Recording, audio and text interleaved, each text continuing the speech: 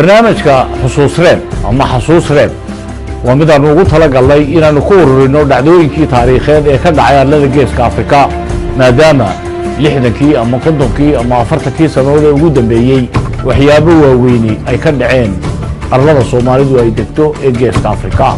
waxay noola muuqatay in barnaamijka xusuus reeb ama xasuus reeb aanu u bixinay aanu ku soo ururino oo kolba aanu ugu yeedno cid aanu ku tuhno in goobjoog ay ka ahayd ama ay wax ka xasuusan tahay taariikhdaasi barnaamijkan waxa aanu ku qabanaynaa waraysi gaar ah oo aanu la yeelanayno Professor Ahmed Ismaaciil Samatar oo muddo gaala bixinayay Somaliland oo imikana jooga magaalada Hargeysa aad iyo aad ayaan ugu mahadnaqaynaa professorku inuu naga ogolaaday waraysi gaar ah inaanu kula yeelano stuudiyaha on cable TV uu ku leeyahay magaalada Hargeysa marka ugu horeysa Professor Ahmed ku soo dhawow on cable TV oo waraysiga kula yeelanay aad iyo aad baad walaal mahadsan tahay dadka adduunyada iyo jamhuuriyadda Somaliland idinka dhageysanayna salaam weyn baan u diray waxaan ku weydiinayaa oo kale dhalinyaro badan iyo dad badan oo magaranaysa dalka jooga waxa laga yaabo Professor Ahmed Ismaaciil Samatar uu inay maqleen oo aanay aqoon badan ku lahayn magaranaysa dhalashadaadii hore marka ay yar waxaan jeclaan lahaa marka hore halkii aad ku dhalatay si aad u soo barbaartay noloshaadii hore ee Somaliland ama dhulkii waqooyiga loo oran jiray ama British Somaliland loo oran jiray inaad in yar nooga sheegto bismillaahir rahmaanir rahiim waa su'aal bilow wanaagsan ah anu magaalada Gabriel la yiraahdo oo Hargeysa waxaan 30 kilomitir meelahaas u jirta xagga galbeedka ka xigta ayaan ku dhashay Gabriel waa meel magaaladaadu 100 sanadood ay ku dhowdahay dad beeraley ayaa degta inkastoo xoolo dhaqatana ay aad ugu dhowdahay aabahay wuxuu kamid ahaa dadkii magaalada aasaasay ayuu kamid ahaa awowgay Samatar abtiyaashay Xaaji Askar Cabdillaahi dadkii bayc mushtariga waaweynaa ku lahaa ayuu kamid ahaa imkana dadkii ka tafirmay magaalada degan yihiin marka Gabriel baan iskuulka ugu hooseeyay de la bilaabay elementary-ga aan ka bilaabay aabahay dadkii iskuulka dhisay ayuu kamid ahaa markaan 3 sanadood dhameeyay iskuulkaas waxaan dabeeto u gudbay Camuud oo intermediate schoolka boarding school Camuud aan ka galay 4 sanadood afartaas markay dhamaatana waxaan u gudbay Camuud secondary schoolkeegii caanka ahaa 4 sanadood oo kale boarding inaan halka ku jiray GCE imtixaankii ayaan halka ka qaadanay markaan inta dhameeyay dabeetana Hargeysaan imid Xamar oo caasimadii jamhuuriyadda waqtiga ahayd ayaa la isku wada shubay waayo shaqooyin iyo scholarship iyo jaamacad iyo ma jireen xaggan waqooyiga iyo Hargeysa iyo Gabriel iyo Boorame dhulka ma jirin ma burco amba Ceerigaabo marka Xamar baan tagnay Xamar anigu waxaan dooni jiray markaan iskuulka ku jiray inaan mudiic noqdo oo aan idaacada ka hadla ayaan dooni jiray oo dadka BBC waxaan dhageysan jirnay iyo radio Hargeysa iyo radio Muqdisho imtixaan waan galnay ilaa 7 qof 3 qof baa laga qaatay 3dii baan ahaa qofkii ugu horeeyay radio Muqdisho marka groupka laga qaato dad waaweyn oo mudiiciin way joogeen meesha marka aniga Saciid Cadaani iyo Wali Xaaji Cali saddexdu baa reer Somaliland yihiin ayaa imtixaankii ku guuleystay inkastoo dadka imtixaanka qaadayay ay ahaayeen intooda badan ay ahaayeen dadka Soomaaliyeed ee mutacalimiinta ay idaacadaha madaxda ka ahaa Maxamed Abshir Waldi oo marka ahaa qofka ugu weyn agaasimaha ahaa iyo Maxamed Xaashi Cabdi waliba ka sii sareeyay oo directorka guud dadka qaadiye imtixaanku badankoodu waxay ahaayeen dad koonfur ka yimid laakiin cadaalad iyo karti baa jirta bariga marka 3 reer waqooyiga baa qaadanay sidaasaan idaacadii ugu beernay idaacadii markaan 9 bilood ka shaqeeyay warka akhriyay markii la baray oo ka ag shaqeyn jiray nin mudiic weyn ahaayo Yaasiin Xaaji Ismaaciil loo oran jiray ayaan anigu hoostiisa wax ku bartay dabeetana imtixaan baan galay BBC-da ayaa qof qaadanaysay imtixaanadii baan galay waa la qaatay BBC-dii sidaasaan BBC-dii ku tagay 9 bilood marka ka shaqeeyay radio Muqdisho 4 sanadood in ku dhowban BBC-da ka shaqeeyay dabeetana Mareykan baan anigu tago waxaan goostay inaan idaacadii halka ku dhaafo oo aan aqoon kale barto jaamacad Wisconsin la ballaaran oo wadanka Mareykanka laga yaqaan ayaan tagay digriigii hore aan ka qaatay oo xagga siyaasadda adduunyada iyo dhaqaalaha adduunyada iyo English literature iyo English language ayaan bartay dabadeetana magaalo kale oo Denver la yiraahdo ayaan iyadana PhD iyo masters ka qaatay Ohio masters kale ayaan ka qaatay marka afarta degree ayaan Mareykanka ka qaatay dabadeetana professor bilow assistant professor ayaan ka noqday jaamacad aad loo yaqaano oo soo gabowday oo ku taala New York dusheeda halka 10 sanadood baan joogay dabeetana waxaan u guuray waxaan dhigi jiray dhaqaalaha iyo siyaasadda adduunyada oo imika baan dhigo marka waxaan dabeetana 10 sanadood dabadeed u guuray Denver magaalo la yiraahdo Colorado ku taalo magaalo weyn ah jaamacad halka bari hore laga dhisay oo private oo Denver University la yiraahdo ayaan galay halkaas PhD-gii ka qaatay markaan ka guuray New York waxaan u guuray deetana Minneapolis St Paul caasimadda Minneapolis St Paul baa la yiraahdo halkaasaan u guuray oo diin ka noqday jaamacad halka ku taala hormuud ka noqday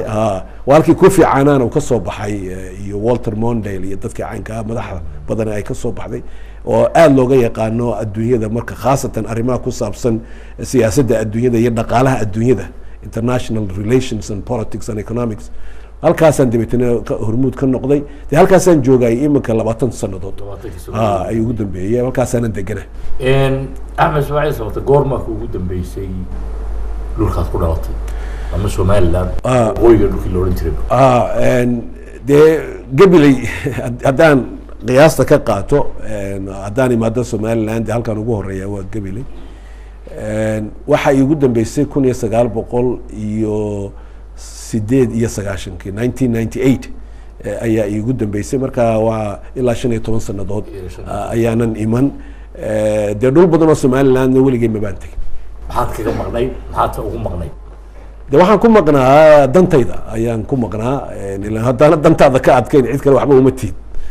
danteedaan ku maqnaa inaan waxbarashadeedii aan dhameeyay inaan jaamacadaha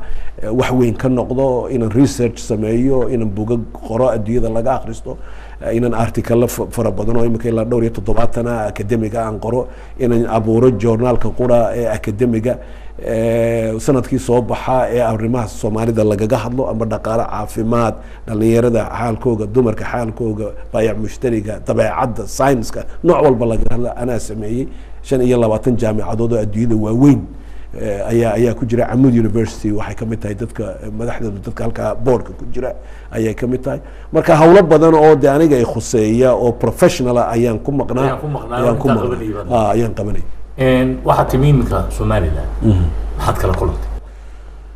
waxaan kala kulmay dhowr amuurood oo aad iyo aad ku tixgelinaya oo moraalkaaga kor soo qaadaya oo lagu faani karo hadaa tahay qof degmadan u dhashay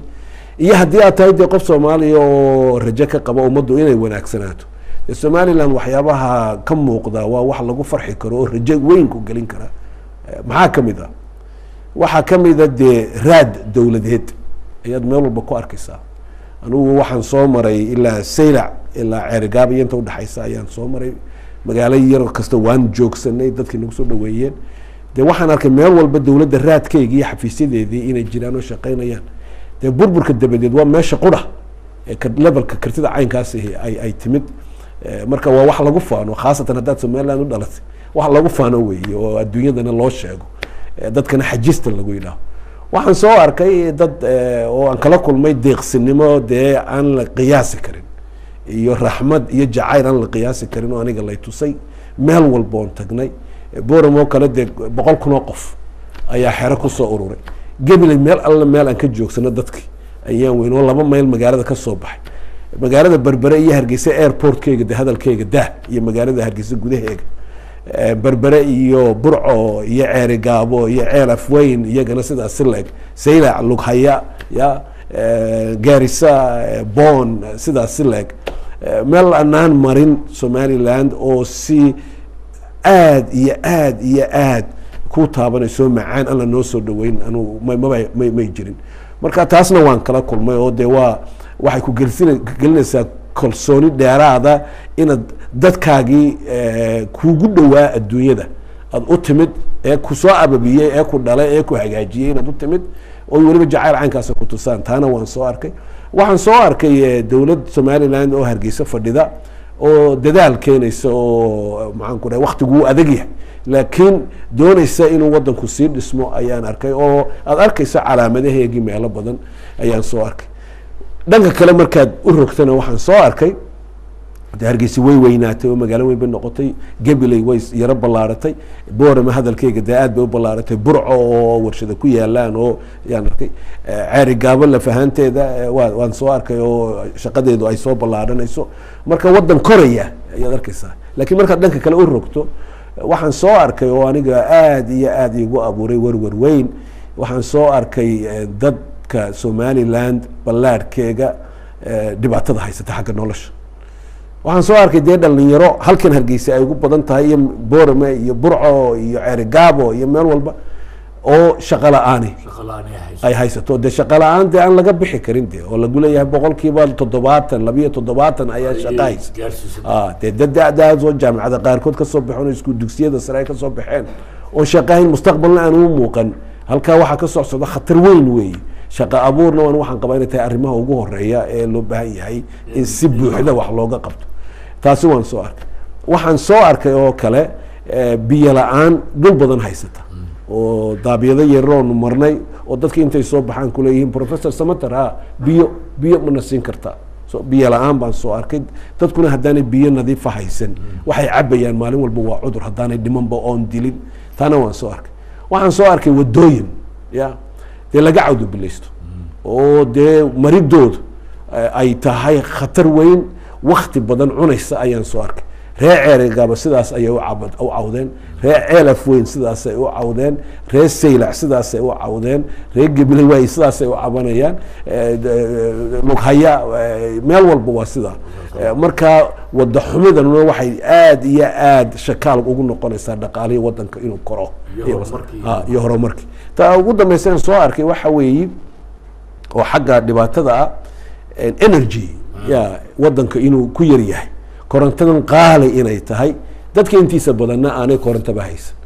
marka wadankan sidii energy loogu heli lahaa waa top priority iyaduna shidaal waayo warshada lama sameyn karo haddaanad energy jirin haddii la helana energy hadduu qaali yahay lama dadku ma samaysan karaan marka energy-gaasina hawl weyn ayuu u baahan yahay ugu dambeyn waxaan ii muuqataa Somaliland in ay u baahan tahay in dib loo cusboonaysiiyo cadaaladda wadajirka cadaaladdu wadajirka way keeni wadajirkuna wuu dhaawac ba ku dhacay haddaanay cadaalad jirin cadaalad dowladda iyo khayraadka wadanka loo siman yahay oo dadku arkayaan in si ay ku jirto cadaaladi loo qaybsanayo oo loo siinayo dadka fursad taasi waan soo arkay in la soo cusboonaysiiyo u baahan tahay kartina in la soo cusboonaysiiyo ayay u baahan tahay haddii cadaalad iyo karti la waayo waxa dib loogu dhacayaa qabiil haddaa dib ugu dhacdana waa qurun iyo buub iyo baaba iyo burburkii bay keenaysaa waxaad sheegtay in si wanaagsan lagu soo dhaweeyey meel walba oo weliba kalgacal leh sawiradaadii baa sidii madaxweynayaasha maaragtay sidii nin aan dalka u dhalan oo madaxweyne dibadda ka yimiya meel walba la sulay oo caruuraha iyo reeruhu ay arkayeen maxay kula tahay inay kaa filanayaan dadka reer Somaliland waxay iga filanayaan oo aad ku mutaysatay waxaasoo dhan soo dhaweyn waxaan ku mutaysan garan maayo oo iyaga taa macnaheedu anigu qudheedu waxaan anigu maan kasban soo dhaweynta caynkaas aad baan iyaga iyo Ilaahay baa ugu mahadnaqaya in sidaa lagu soo dhaweeyo jacaylka caynkaas laakiin maan kasban waxaan se filayaa inay iga filayaan wax igu waajiba inaan ka soo baxo ayay filayaan oo ka mid tahay inaan ka qayb galo dhismaha wadanka Somaliland inaan ka qayb galo dhismuhuna wuu ballaaran yahay laakiin dadka caadiga noloshooda sida kor loogu soo qaadayo dhaqaale iyo aqoon iyo siyaasad ilbaxa iyo dimuqraadinimo iyo hogaanka sida loo hagaajinayo dhalinyarada loo dhisayo ballaarka wadanka Somaliland sida meel wanaagsan buu joogaya oo u boodayo inaan ka qayb galay iga filayaan bay ila tahay waana waajib aniga isaaran inta badan markii aan dadka la sheekaysto oo ii filayeen in kulliba aan u wariyo ana laga yaabo inaan aqoon ku leeyahay aanu is arki karana hal su-aalay iweydiinaya waay anaa adiga ku weydiinaya waay Somaliland waagii hore dee waa la ogaa siyaasadaada ma garanaysaa oo waxay ahayd wixii la odhan jiray Soomaali weyn كل أنو سومالي وين وحنا عن شن سوماليات لكن قلعة وتقال حمر يهرجس طبعا قفكنا رئيس دبوا مدح بناي هاي سوين بعد سوطي ذي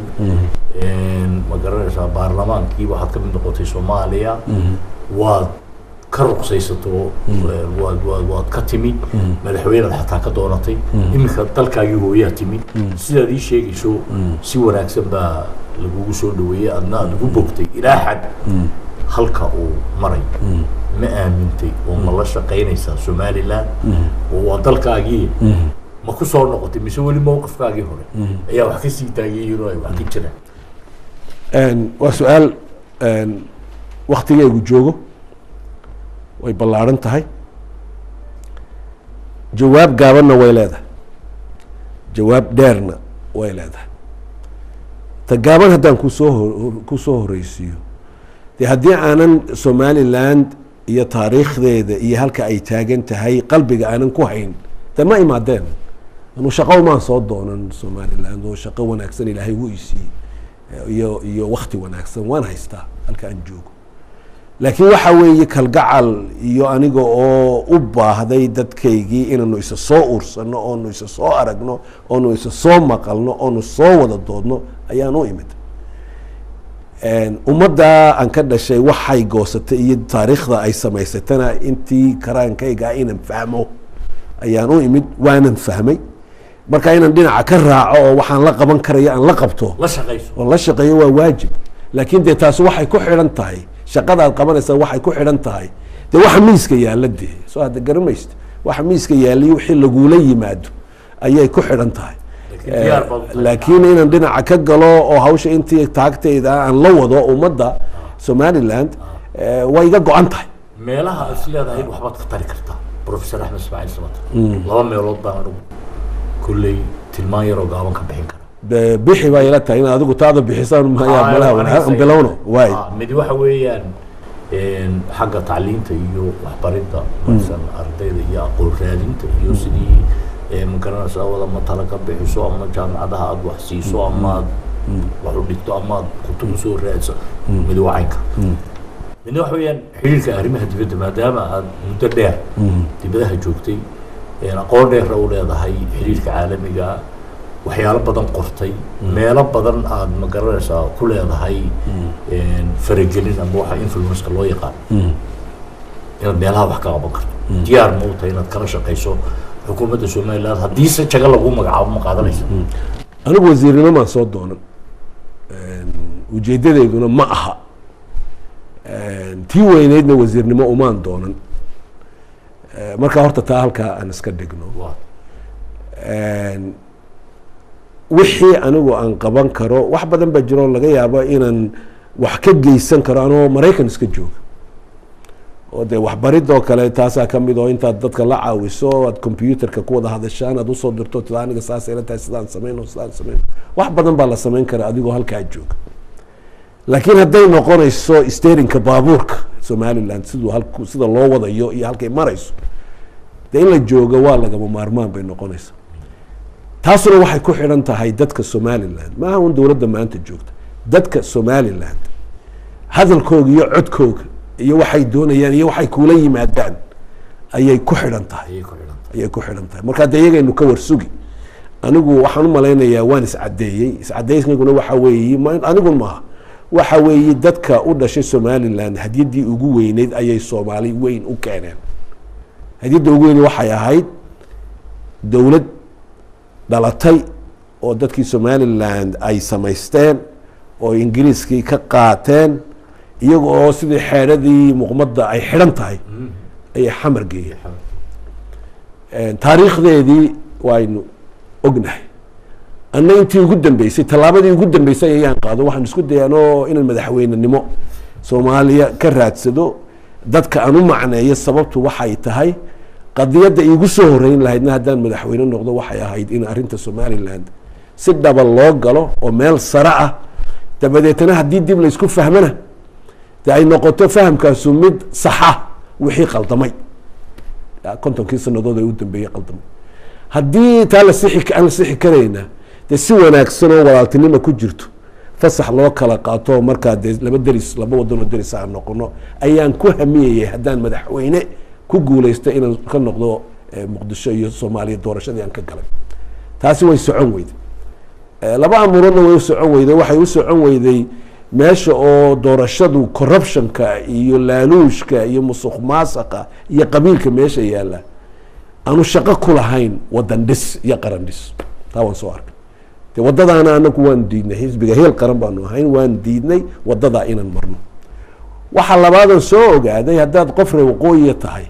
oo somaliland ka yimid marka lagugu naxariis badan yaha lagu odhanaya idinku waad maqan tihiin laakiin waxaa ka hooseysa taa xisaab soo jirtay oo soo gabowday oo maqsinka xaggiisa dambe taalla oo ah dadkaasu malaha hambada siyaasadda hambada ya ha dhowraan oo kale dee 350 sanadoodba wadankaasu xor ahaa soomaaliya jamhuuriyaddeedu 350 sanadood oo bisha julaay kowdeedu ay tahay sanadkii saddexaad kontonka ah weligeed qof reer waqooyi madaxweyne kamuu noqon maxay ku dhacday de marka ma dadka reer waqooyiga ayaan karti lahayn beentaas ma dadka reer waqooyiga ayaan dowlad lagu aamini karin oo musuq maasuqooga iyo waxooga wadanka cid kale siinaya taasi waa qalad ma dhacayso wax kalaa jira xisaabaha hoose ee corruptionka iyo qabiilka ayaa meesha ku jira marka dee anigu waxaan soo ogaaday inaynaan hamba maanta ka dambeeya aynaan hamba qadin somaliland dhalashadeeduna iyo spiritkeeguna iyo dadku siday shuruuctoodu tahayna waxay markhaati ka tahay hambadii oo la yidhi maya hamba dambe ma jirto yay tahay aniguna taasaanu imid inaan taageero oo wixii awood aan leeyahay halkaa aan ka siiyo waayo waan soo arkay tallaabadii ugu dambeysay last step ayaan qaaday 30 sanadoodna dadaalkeygaanu wadnay in laga soo saaro soomaalidii wada jirtay jamhuuriyadda ahayd karti iyo daacadnimo iyo ilbaxnimo wadanka dhistoo socodsiisa waan soo weynay taas soomaaliya iyo somaliland waxaa u bilowday wadahadal bulshada caalamkuna ay magaranaysaa gogol u dhigtay oo muddaba wadahadal ayaa socday ma kuula muuqataa rajo in halkaa kasoo socdo adigoo aqoon weyn u leh qolada xamar iminka madaxweynaha ka ah somalilandna dabcan aad madaxdeedii iyo dadkeedii aragtay dareenka shacabka waad haysaa somaliland laakiin markaad u eegto maxaa faa'iidahood is leedahay way kasoo bixi karayaan sidee bay se kuula muuqataa inay midho uga dhalan karaan jawaabta tu yarku siiya deetana aan balballaadhiyo faa'iido dadka somaliland iyo madaxdoodu aanay soo goosan lagu garan maayo taa waan soo ogaaday lagu garan maayo waxaan ka qayb gelayay shirar amuuraha soo nooleynta ummadda soomaalida meelo waaweyn laga dhigay oo qaarkood anigu aan ka ahaa guddoomiye shirarka aqoon-yahanada kii ugu dambeeyey Djibouti 2010 toddobaad dhan soconay oo aqoon-yahankii la isku keenay oo markii warkii aan soo saarnay uu noqday buuggii la soo saaray iyo recommendationskii hoog wadan iyo heel aqoon-yahan ayuu ahaa recommendations baa ku jira shirkaa toddobaadka soconayay mid ka mid 30 sanadood intaa halkaa fadhiday waxaanu ahayn malaha ilaa 80 qof waxaa laga yaabaa 11 qof inaanu ku ahayn dad somaliland u dhashay ma arag qof intuu gacanta taagan yidhaaho war arrintaa qadiyadda somaliland shirkeennan waa inay ku jirtaa oon ka wada hadalnaa may dhicin shir aan weligay ka qayb galay oo soomaali weyntu iskugu timid jamhuuriyadda dadkii doonaya inay soo nooleeyaan oo arrinta somalilandna inta banaanka lasoo dhigay aan ka wada hadalno weligay ma maqan kamaan qayb galin anigu anaa igu kaliftay goor walba idhaho warda arrintaa waa inay soo gashaade shirkaa Djibouti ugu dambeeyeen anaa igu kaliftay inaan soo geliyo way qoran tahay marka waxa lagu garanayaa ma jiro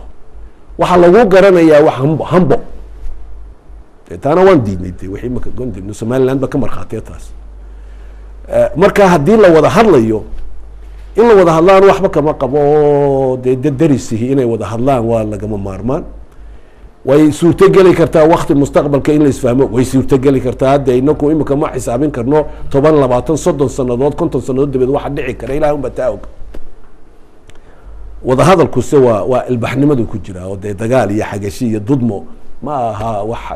adduunyo lagu dhiso daris ay ku wada noolaadaan ma ummadda Soomaaliduna way socon oo wala kala guursan oo wala isku safri oo taasina meesha electric wire laguma xidhayo laakiin wada hadalka ka qaybgelidiisu waa inuu yeeshaa haddaynu nahay reer Somaliland xisaab adag oo meel dhiganay oo xisaabta macnaheeduna uu yahay waxa aan samaysanay waxaan haysanay wanaagsan ma wax ku soo biro khayr kale ku soo bira mid soo naaqusanta wax ku soo birana ku de waanu eegiyo waa khayr de hadii waxaan haysanay wax ka sii weyn uu imanayo laakiin waxaanu haysanay iyo sidaanu u samaysanay iyo guulaha aanu gaadhnay ma noqonayaan kuwa dib u noqda oo la jajabiyo ma noqonayaan marka waa inaan dhiganaa shuruudo minimum conditions ya oo cuntami kara dadka reer Somaliland hadii hadalladaasi ay ka soo baxayaan si socod kale oo gacmaha la isqabsado oo la sii socdo haddii kale oo shuruudaha laga soo bixi waayeen in si wanaagsan loo kala tago de Somaliland loo duceeyo loo fasaxada inay adduunyada maxaan ku leeyahay ku yeelato xidhalto ugu dambaysti Professor Axmed Ismaaciil Samatar oo gudaaliye oo Malaysia اعتراف بالثانية Somaliland هذه يجير واحد يقول على اعتراف يداغد وسارية هي الباب وشوقة هي حقنا على صورة هي حقنا على صورة طبعا إنك بروفيسور قرمي هي السياسي نواط أمورها Somaliland أدباد وخور كشي وضرسعت تعالم كان ودكت حد خلطها من هاي في Somaliland يدور الله هيد أمونسي كورات سدا حاجة مرة بدور الله هيد maxaa soo dambeystii ku tartaari lahayd dadkaaga reer Somaliland iyo inta kale ku dhageysanaysa good ta hore arintan siyaasadda dibadda iyo qufulka weyn ee culus ee xidhan sida loo furayo inteeda badan inaka Somaliland inaka inagu xidhanto su-aashu marnaba ma noqonayso halana aqoonsada amba maxal noo aqoonsan lahayd su-aashu waa inay noqotaa sideen u doonanaa oo kasbana in la aqoonsado iyo noqonayso taasina cilmi iyo farsamo ayay u baahan tahay waxaan darajeenayaa dawladda markaan sadarno intay kartideeda ah inaan taas laakiin cilmi iyo farsamo ilaa imika aynan garan ayaan anigu qabaa inay u baahan tahay mafaatiix waaweyn bay adduunyadu leedahay kuwa dhaxay leedahay kuwa yaryar bay leedahay soo hadamada kuwa yaryar hadaad ku mashquulsho de 100 sanadood cid ku eegi mayso anu waxaan qabaa waa inaynu halkan ka sii dhisnaa Somaliland qarannimo iyo dawladnimo iyo siyaasad lagu yaqaan cadaalad dadku ay u siman yihiin waan ka fogaanaa dawlad xaafadaysan laga fogaado haddii kale warkaasi dee adduunyada haddii la geeyo lagama iibin karayo laba waxa weeye inaan tusno adduunyada inaan fahamsano shaqadeedii hayno in ummadaas halkaa ku nool nolosheeda kor loo soo qaadayo ee aanay ahayn inta yar ee Hargeysa upper class yar ee Hargeysa siyaasadii dhaqaalaha yar ku dul fadhiya amba Boorama amba Gabiley amba Cerigabo oo Berbera oo Burco ee dadka ballaaran ee ummada Somaliland oo faqrigu faraxun ku hayo biyo la'aantu faraxun ay ku hayso cudurku aw faraxun ku hayo shaqo la'aantu ay faraxun ku hayso inay naga dhab tahay ya criteria la isku gartaa inay tahay kuwaas sida kor loo noloshooda lagu soo qaadayo maalin walba adduunyada waa laga iibin karaa taa laakiin lagama iibin karo qayraada Hargeysa ee xanta yar la isku maaweelinayo ama meelaha kale cid laga iibin karaa ma jirto tasaddexaad vision adduunyada tusa ya diyaar inaynu u nahay inaan adduunyada ka qayb galno aragti iyo karti wada socdo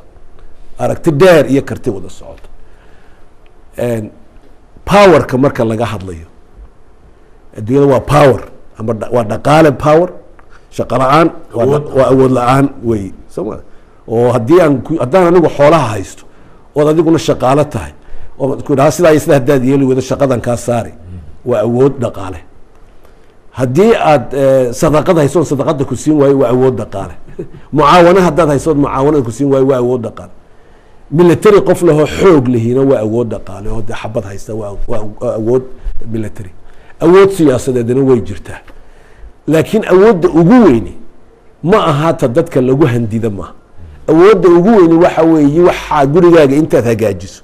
ood qurxiso ood macaanayso oo qosolka iyo shaqada socota iyo waxoo dhami nabadgelyada dimuqraadinimada daacadnimada kartida cadaaladda waxaasoo dhan way qurux badan yihiin dadka kale ay arkaan oo kuwa kuu dhow ee dariska ah iyo kuwa ugu fog ee mafaatiixda waaweyn haya ay yidhaahaan war meeshaa yaree somaliland ee ay ku nool yihiin 40 malyan ee qof waxa ka socda miyaad maqasheen wax yani dee adduunyada waa inay aragtaa waxa halkaa ka socda adduunyada markaa kuu imanaysa oo albaabka kugu garaacaysa ingiriisiga waxaa lagu yidhaahaa sticky power awooddii sida xanjada ama malabka ku dhegaysay meel ayay noqonaysaa waa turkigu waxay u doonayaan inay European Unionka 50 sanadood bay albaabkooga garaacayeen oo naga furaan soo galnay waa wadan 80 malyan oo qof baa ku nool dhaqaalo weyn haddana albaabkaas 50 sanadood garaacayeen anu waxaan rabaa inaynu soo gaadhno meel albaabka Somaliland la garaacayo leeyahay war dadkan waxa yar quruxda badan la samaystay ee hagaagsan shaqada ay socoto jaamacadaha top class ka maxaan ku raahay siyaasadda dibadda san u wanaagsan baayac mushtarigi waxa noloshii hagaagsan cadaalad waxaad iyaga ku iman adduunyadu haddaad u tagtana sida lagu soo dhaweynayo waad yaab masalkuna waa wadanka la yiraahdo Singapore waa magaalo ya hargeysa baaxadeeda ballaaran bay leegtahay waxoo dhami haddana maanta adduunyada way sii martaa way soo martaa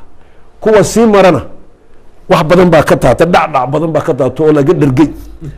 soo maad garan kuwa soo marana sidaas laag ilaa ay maanta gaadhay meesha dhaqaalaheegu wuxuu kuwa adduunyada hore u maray ayuu ku jiraa diyaaradooda Singapore Airlines waa number 1 airline in the world adduunyada diyaaradda ugu kow ah wey oo wadamadan carabta ee Emirates iyo kuwaas iyadaa lagu daydaa soo aad garmays waa wadan magaalo ah wadamo kale caynkaas ihina way jiraan Costa Rica kamid oo militarigiis ka dhaaftay bari hore bilays bay leedahay dimuqraadinimo wanaagsan bay leedahay waa wadanka ugu raasamaalsan ee ugu ilbaxsan Central America Costa Rica la yiraahdo adduunyada way taqaanaa waa loo tagaa anigu waan tagay marka waxaan ka shaqeynaa siyaasadeena